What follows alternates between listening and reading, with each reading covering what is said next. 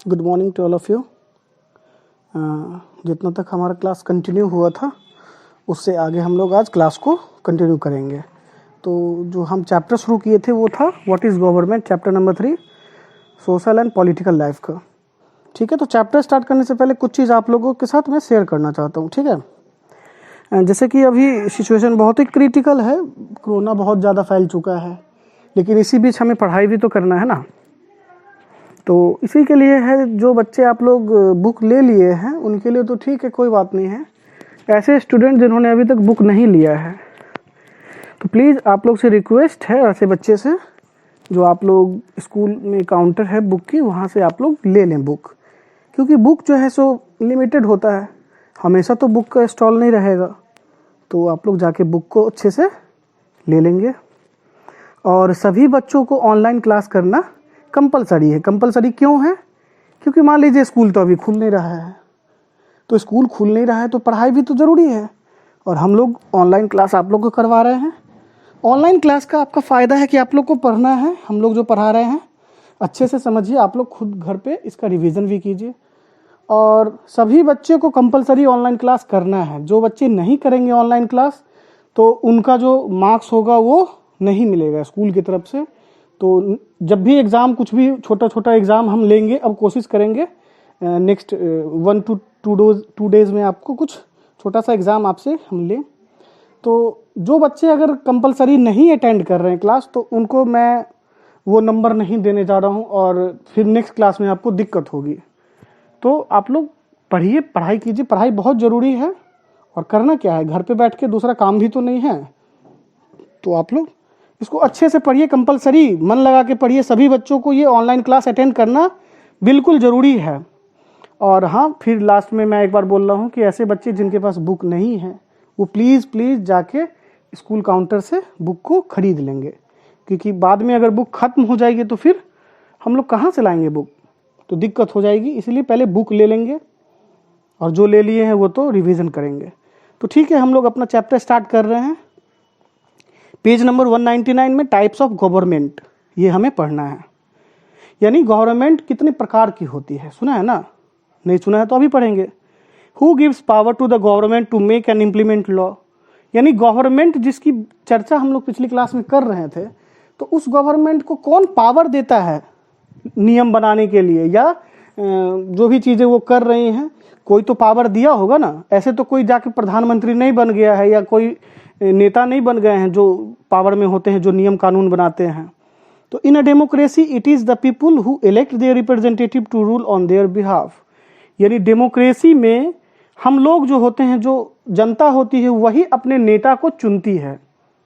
आप लोग देखते होंगे कि इलेक्शन होता है, तो इलेक्शन में जो भी कैंडिडेट होते हैं वो खड़े होते हैं, और हम लोग अपने मनचाहे कैंडिडेट को वोट देते हैं, और उसमें से जो जीतता है वही हमारा रिप्रेजेंटेटिव होता है। तो हम लोग एक डेमोक्रेटिक कंट्री में रह रहे हैं, यानी एक ऐसी प्रजातंत्र वाली देश में रह रहे हैं जहाँ पे हम लोगों को अधिकार है कि हम अपने नेता को चुनें, और हमारे द्वारा चुना गया नेता ही गवर्नमेंट को फॉर्म करता है और गवर्नमेंट को चलाता है, जो नियम कानून या जो भी चीज़ हमारे देश को आगे बढ़ाने में योगदान देते हैं। तो ठीक है, एक तो आंसर आपको मिल गया कि ये गवर्नमेंट में जो लोग हैं उनको कौन पावर देता है, तो वो पावर हम लोग देते हैं। डेमोक्रेसी में जो आम जनता होती है उनका बहुत वैल्यू होता है, वही अपने चुनिंदा कैंडिडेट्स को जिताते हैं, और चुन के वो कैंडिडेट गवर्नमेंट को बनाते हैं या गवर्नमेंट में जाते हैं। A democratic form of government is always responsible to the people, यानी डेमोक्रेटिक फॉर्म ऑफ गवर्नमेंट, ऐसी गवर्नमेंट जो डेमोक्रेटिक यानी प्रजातंत्र के द्वारा चुनी गई हो, बनी है, वो गवर्नमेंट हमेशा लोगों की भलाई के लिए ही काम करती है, और उसका रिस्पॉन्सिबिलिटी होता है कि वो जो भी काम करे वो लोगों की, आम आदमी की भलाई के लिए ही वो काम करे। Abraham Lincoln, the American president during 1861 to 65 was a great champion of democracy. Abraham Lincoln जो थे वो कौन थे? तो वो अमेरिका के वो प्रेसिडेंट थे। तो ये पीरियड है 1861 to 65, was a great champion of democracy, यानी डेमोक्रेसी, प्रजातंत्र के, डेमोक्रेसी का हिंदी होता है प्रजातंत्र, प्रजातंत्र के वो बहुत बड़े चैंपियन थे। ही डिफाइंड डेमोक्रेसी एज अ, उन्होंने डेमोक्रेसी के बारे में जो डिफिनेशन दी है वो क्या है, तो a government of people by the people and for the people, यानी डेमोक्रेसी के लिए इन्होंने जो अपनी बातें रखी हैं वो क्या है, ए गवर्नमेंट ऑफ द पीपुल, यानी ये जो लोग होते हैं, हम हों आप हों, जो आम जनता होती है वो अपने ही बीच के किसी एक आदमी को चुन के सरकार में भेजती है, और वो जो चुन के लोग जाते हैं उनका क्या काम होता है, तो वो जिस क्षेत्र से चुन के आए हैं वहाँ के लोगों की भलाई के लिए, वहाँ के लोगों के जन कल्याण के लिए वो काम करते हैं। तो डेमोक्रेसी का अर्थ यही हुआ कि जो भी हमारे समाज के लोग हैं उनमें से एक व्यक्ति को हमारे समाज के लोग चुनते हैं, और वो चुने गए व्यक्ति जो सत्ता में जाते हैं, जब वो गवर्नमेंट बनाते हैं, तो वो हमारे समाज की भलाई के लिए ही काम करते हैं। He defined democracy as a government of people by the people and for the people. This means that a democratic government always function for the welfare and progress of its people. यानी प्रजातंत्र में जो सरकार चुन के जाती है, मतलब जो गवर्नमेंट होती है, वो हमेशा इस चीज़ का उसको ख्याल रहता है कि वो आम जनता के जो भी काम करे वो आम जनता की वेलफेयर के लिए, उसकी प्रोग्रेस के लिए वो काम करे।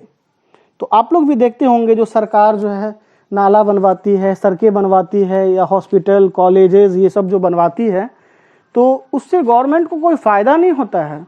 वो क्यों बनवाती है, तो इसलिए बनवाती है कि आम जनता को उससे क्या मिले, सहूलियत मिले, फ़ायदा हो। It is responsible to the people, ये गवर्नमेंट जो होती है वो लोगों के लिए रिस्पॉन्सिबल होती है। India, USA, UK, etc are democracies, यानी इंडिया के साथ साथ यूएसए और यूके ये कंट्री है, ये कैसी कंट्री है, तो डेमोक्रेटिक कंट्री है, यानी यहाँ प्रजातंत्र है, यहाँ के जो गवर्नमेंट हैं वो लोगों के द्वारा चुन के बनाए जाते हैं।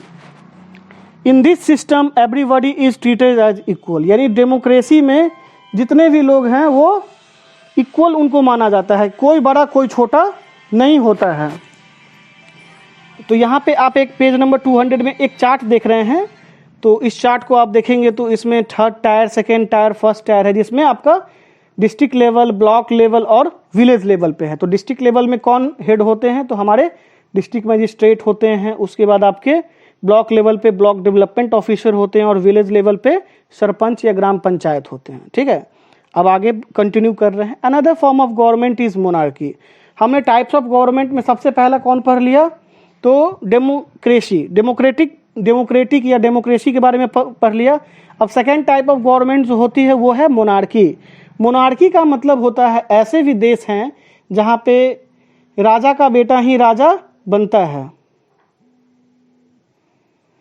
तो मोनार्की में जो राजा होते हैं वो किसी के द्वारा चुन के नहीं आते हैं, या वो राजा का जो बेटा होता है वही राजा बनता है, यानी राज परिवार के ही कोई व्यक्ति राजा बनते हैं, और जनरली देखा गया है कि राजा का बेटा ही राजा बनता है, और ये उनके पूर्वज ऐसा करते आए हैं और आगे करते जाते हैं। यानी राजा अपने प्रजा पे राज करते हैं, वो किसी लोगों के द्वारा चुन के नहीं आते हैं। It is hereditary system. Hereditary system का मतलब जो राजा का बेटा ही राजा बनेगा। ए किंग और क्वीन इज कॉल्ड मोनार्क। एक राजा हो या एक रानी, उसको क्या बोलते हैं, मोनार्क बोलते हैं। All the powers of the government are concentrated in the hand of king. और जितने भी पावर होती हैं वो किसके हाथ में होता है, वो सिंगल एक राजा या रानी के पास होता है। द किंग और the queen is fountain head of all legislative, executive and judicial power. King हो, राजा हो या रानी हो, वो इकलौता ऐसे व्यक्ति होते हैं जिनके अंदर पूरा पावर होता है। कौन सा पावर, तो जितने लेजिस्लेटिव का पावर हो, या एग्जीक्यूटिव है, या जुडिशियल पावर, यानी राजा एक बार जो बोल दिया, जो आज्ञा दे दिया, वो उसको हर हाल में फॉलो करना है, और राजा जिसको एक बार सजा दे दिया तो उसकी माफ़ी कोई नहीं कर सकता है। He is responsible to nobody for his action and decision, यानी उसका जो मन है वही करेगा। वो अगर कुछ गलती भी करेगा तो उसके लिए उसको कोई दिक्कत नहीं है, वो किसी को जवाब नहीं दे सकता है।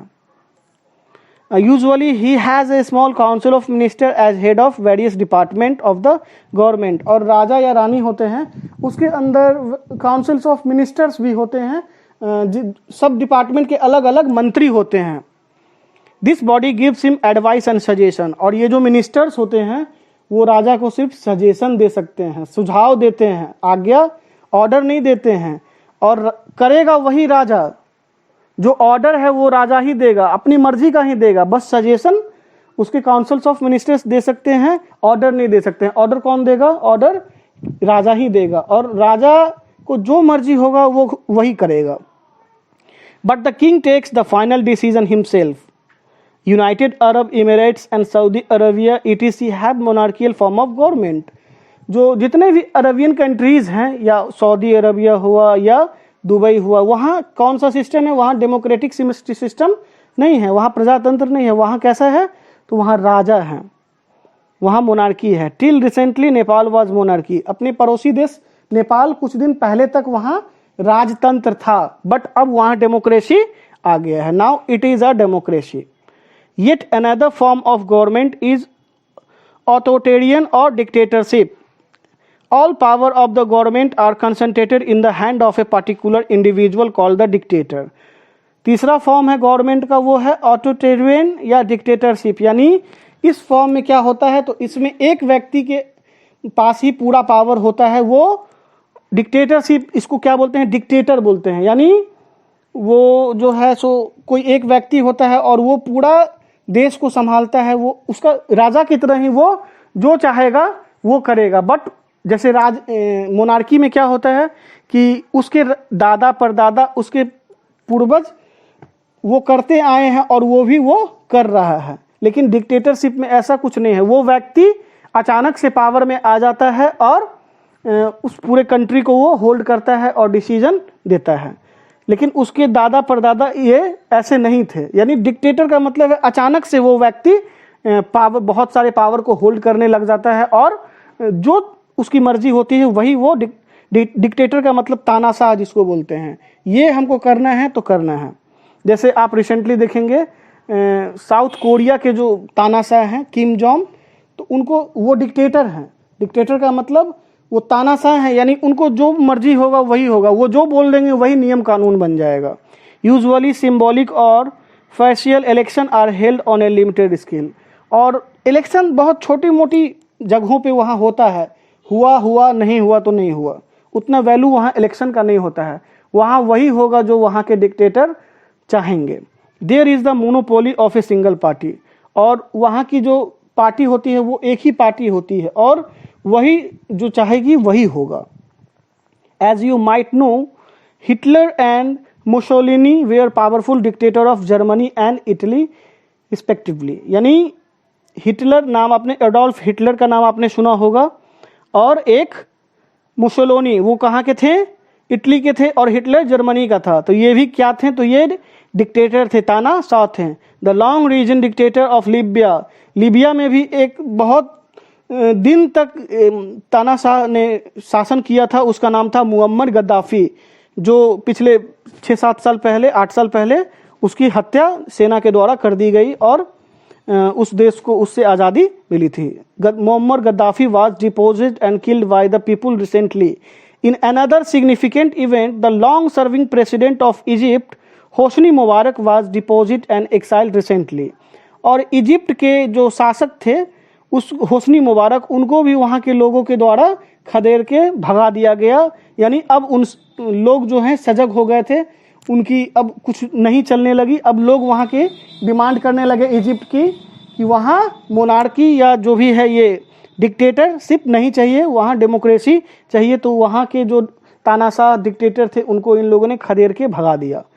Myanmar which was ruled by A military dictator is heading on the path of democracy. Myanmar जो अपना पड़ोसी देश है वहाँ भी पहले डिक्टेटरशिप ही था। Saddam Hussain was the dictator of Iraq. Saddam Hussain का आप लोग नाम सुने होंगे।